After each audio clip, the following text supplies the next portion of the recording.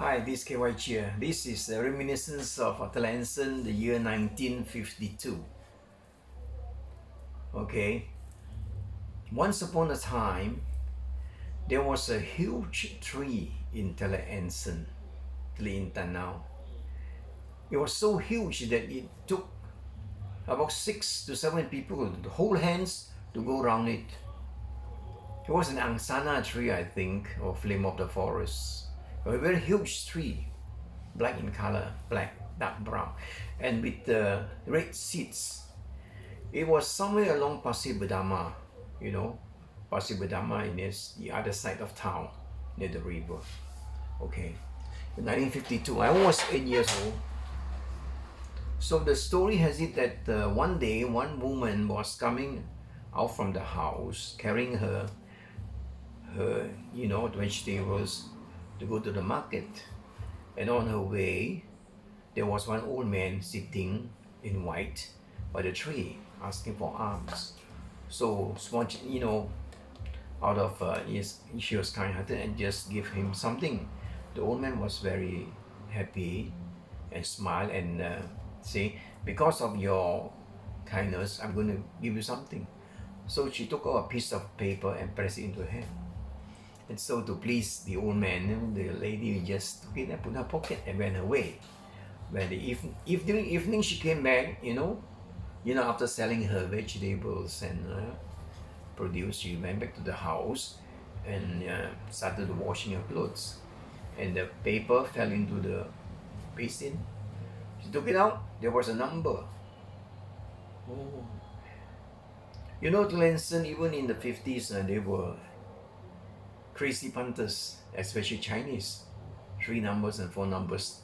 Those days it was illegal. Of course, there were a lot of rich stokies who would be the bosses. They pay out. They have a lot of money. So it was the gambling town, gambling village. Among the Chinese. So this woman was no exception because they always depend. Chinese also, traditionally they depend a lot on luck. They think always good luck, good health, and good luck. It comes together. So with the number, she, said spontaneously just took out the money and bought the number because it was on the weekend. But he presto, the number came out, she struck first prize. And she started to tell everybody about the sighting of the old man and the tree. Not much, but enough for her, to make her happy. And everybody started looking at the tree. Where? What tree? And then they saw a huge tree before, because they have taken the tree for granted, and now they really notice it. And especially in the evenings, everybody came by and look at the tree. Wow, they saw, and everybody, saw different things. Some say, I see an angel, I see a woman, I see a devil. Everybody saw different things. And then and then the mediums came in, those chanting prayers, and people started building things, building a small, boxes or small statues, and started praying to the tree. And they started buying numbers. They said they have seen some numbers in the tree. And everybody, started striking, buying the numbers and striking them at the lottery draw. And many of them got rich, not millionaires, but they got rich. And so the word spread throughout the whole of Tlemcen. Last time this lottery draw was on weekends, okay? And so the town became very busy. A lot of people came. So I was only about 8 years old. I went also with my parents. I saw images also. So parents said, what did you see? I saw the King of Spades. So what they did was the next day, they bought and they struck. My parents struck, Not much. Those days, a couple of dollars, a few hundred maybe. But everybody was happy. I was surprised, myself. I didn't see anything. Some people say they have seen some horrible faces. But I saw a very pretty face of King of Spades. That is all.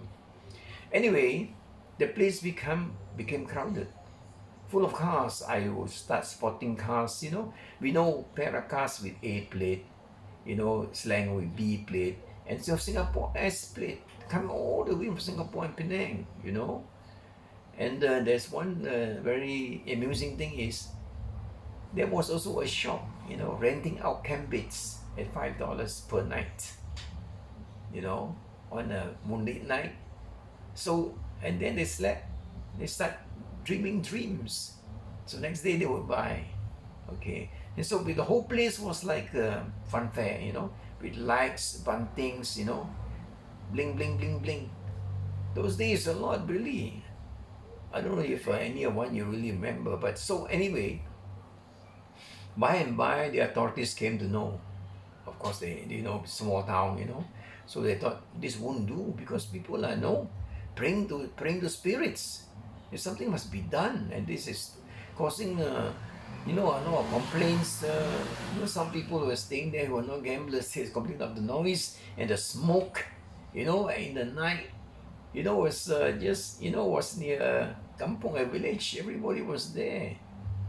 So the government took action to bring down the tree. So some laborers were sent up. They have to go by rope, ladder to cut the branches. At first they start by trimming the branches, and many of them fell sick, especially the Indians. And then after a few days they said no, they won't do it again because they know the spirits are after them. This is a spirit tree, a holy tree. We won't do it. So the government had no choice, and they went back to the drawing board. They had a meeting, so they came in another idea. They have to dynamite the place. They have to bomb it out of, and bomb it off, bomb it away. So they did, tie some dynamite, and the tree was brought down. Yeah, with dynamite. So a whole big hole was created, the branches were removed, everything. So a pond, a big deep pond was created there, and they thought it was filled with water, and and then by and by the thing was filled up with the water hyacinth and bush and a lot of ducks, swimming around. So that was in 1952, Pasir Berdama. That was the big tree, and I don't know if anybody remember. I myself, I've seen it. You see this big tree here, the spirits. You see, this is some of them seen. Some are horrible looking, some are just pretty people. Depends on your, how you perceive, how you look at it. Everybody saw different things. Okay, so there was a big tree. So nobody did to cut. So in place of that, there was no more tree. So the spirits, it seems, according to reports, many mediums went over there before the tree was brought down to not cast away, to bring the spirits back. Some to temples, some to their own homes, so they would have luck with them. So all in all, they said there were hundreds of spirits all over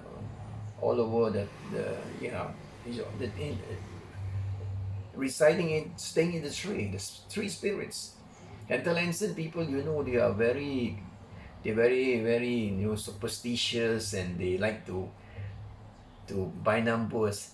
And Talensan, mind you, there were a lot of spooky bungalows still exist in Talensan, and especially along Patarawit, where people started building houses, because the steamers were there at that time. So along Patarawit, there still are some bungalows abandoned. So it seems it's spooky even today. You will check it out.